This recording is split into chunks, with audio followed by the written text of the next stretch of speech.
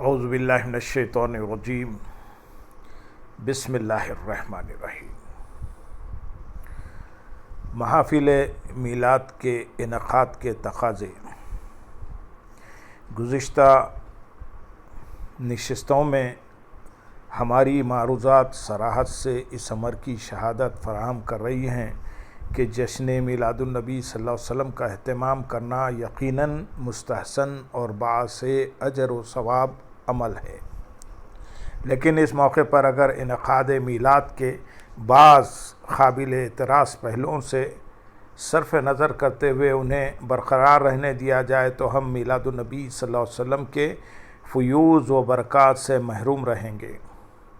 جب تک اس پاکیزہ جشن میں طہارت، نفاست اور کمال درجے کی پاکیزگی کا خیال نہیں رکھا جائے گا، سب کچھ کرنے کے باوجود اس سے حاصل ہونے والے مطلوبہ ثمرات سمیٹنا تو درکنار ہم اللہ تعالیٰ اور اس کے رسول مکرم صلی اللہ علیہ وسلم کی ناراضی مول لیں گے۔ محفل میلاد ہو یا جلوس میلاد، یہ سارا اہتمام چونکہ حضور صلی اللہ علیہ وسلم کی ولادت کی خوشی کے سلسلے میں ہوتا ہے، لہذا اس کا تقدس برقرار رکھنا اسی طرح ضروری ہے جس طرح حضور نبی اکرم صلی اللہ علیہ وسلم کی ظاہری حیات مقدسہ میں آپ صلی اللہ علیہ وسلم کی مجلس کے آداب ملحوظ رکھے جاتے تھے۔ ہمیں پوری کوشش کرنی چاہیے کہ ماحول کی پاکیزگی وہ خرافات اور خلاف شرعی بیہودہ کاموں سے آلودہ نہ ہونے دیں۔ اس کے ساتھ ساتھ جشن میلاد کے موقع پر محفلیں منعقد کرنا اور صدقہ و خیرات کرنا جانی و مالی، علمی و فکری غرض یہ کہ ہر قسم کی قربانی کا جذبہ صرف اور صرف اللہ تعالیٰ کی رضا اور اس کے حبیب مکرم صلی اللہ علیہ وسلم کی خوشنودی کے حصول کے لیے ہونا چاہیے۔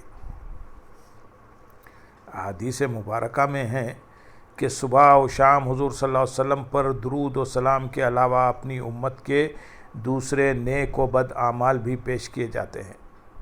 حضور صلی اللہ علیہ وسلم اچھے کام دیکھ کر خوشی کا اظہار فرماتے ہیں اور برائی دیکھ کر ناراضگی اور افسوس کا اظہار کرتے ہیں۔ بالکل اسی طرح ہماری یہ میلاد کی خوشیاں بھی حضور صلی اللہ علیہ وسلم کے سامنے پیش کی جاتی ہیں۔ اگر ان میں صدق و اخلاص شامل نہیں ہوگا تو حضور صلی اللہ علیہ وسلم کو ہماری ایسی محفلوں کے انعقاد سے کیا مسرت ہوگی، اور اللہ تعالیٰ اپنی بارگاہ میں اپنے محبوب صلی اللہ علیہ وسلم کی خاطر کی جانے والی اس تقریب کو کیوں کر شرف قبولیت سے نوازے گا۔ یہ ہمارے لیے لمحہ فکر ہے۔ صدقہ و خیرات میں کثرت اور اظہار مسرت کے لیے بڑے بڑے جلسے جلوس اس بارگاہ میں باعث شرف و قبولیت نہیں جب تک کہ ظاہری عقیدت میں اخلاص باطن اور حسن نیت شامل نہ ہو۔ حضور نبی اکرم صلی اللہ علیہ وسلم کی سچی محبت اور عدم و تعظیم ہی ہمارے ہر عمل کی قبولیت کی اولین شرط میں سے ہے۔ محفل میلاد کے تقاضوں میں خلوص و تقوی کے ساتھ ساتھ ظاہری و باطنی طہارت بھی انتہائی ضروری ہے۔ حضور صلی اللہ علیہ وسلم چونکہ خود صفائی کو انتہائی پسند فرماتے تھے، اور جس طرح آپ صلی اللہ علیہ وسلم کی ظاہری حیات مبارکہ میں ہر طرح کی صفائی، طہارت اور پاکیزگی کا خیال رکھا جاتا تھا، اسی طرح حضور صلی اللہ علیہ وسلم کی نسبت سے منعقد ہونے والی محافل و مجالس میں بھی ہمیں کمال درجہ احتیاط کی ضرورت ہے، اس لیے کہ حضور صلی اللہ علیہ وسلم اگر چاہیں تو اپنے غلاموں کی ان محافل میں اپنے روحانی وجود کے ساتھ تشریف لاتے ہیں۔ یہاں اسی سلسلے میں ایک مثال سے ہم اس امر کی توثیق کرتے ہیں۔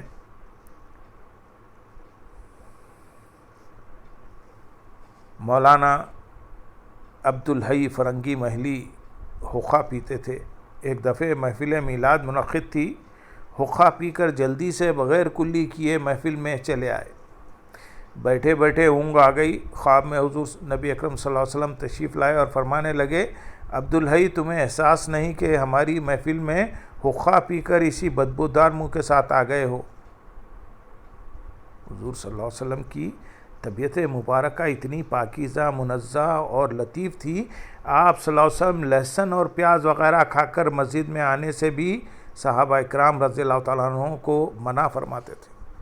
ایسے کئی واقعات ہیں کہ حضور صلی اللہ علیہ وسلم اپنے خاص غلاموں کو جس طرح ظاہری حیات طیبہ میں ایسی بدبودار اشیاء استعمال کرنے سے روکتے تھے، بعد از وصال بھی اسی طرح حکماً یا اشارتاً منع فرماتے۔ شاہ ولی اللہ محدث دہلوی کی 28ویں حدیث میں اپنے والد گرامی شاہ عبد الرحیم کے حوالے سے ایک واقعہ نقل کرتے ہیں۔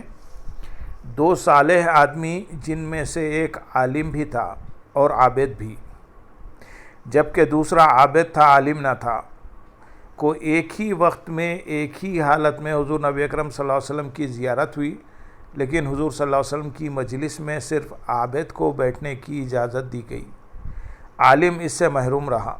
چنانچہ اس عابد نے بعد میں لوگوں سے دریافت کیا کہ کیا ماجرا ہے، اس عالم کو اس سعادت سے کیوں محروم رکھا گیا؟ تو اسے بتایا گیا کہ وہ حقہ پیتا تھا اور حضور صلی اللہ علیہ وسلم حقہ ناپسند فرماتے ہیں۔ دوسرے دن یہ عابد اس عالم کے پاس گیا تو دیکھا کہ عالم اپنی اس محرومی پر زار و خطار رو رہا ہے۔ جب عابد نے حقیقت حال سے اسے آگاہ کیا اور محرومی کا اصل سبب بتایا تو عالم نے اسی وقت تمباکو نوشی سے توبہ کر لی۔ پھر اگلی شب دونوں نے اسی طرح بیک وقت حضور صلی اللہ علیہ وسلم کی زیارت کی، اور اس بار عالم کو مجلس میں نہ صرف حاضری کا شرف بخشا گیا بلکہ آقا دو جہاں صلی اللہ علیہ وسلم نے اسے اپنے پاس بٹھایا۔ اللہم صلی علی سیدنا محمد وعلی آل سیدنا محمد وبارک وسلم۔ الغرض، ہمیں عید میلاد النبی کے وقت ان تمام باتوں کا خیال رکھنا چاہیے، جلسے جلوس محافل میں، کہ کوئی غیر شرعی کام نہ ہونے پائے۔ اللہم صلی علی سیدنا محمد وعلی آل سیدنا محمد وبارک وسلم۔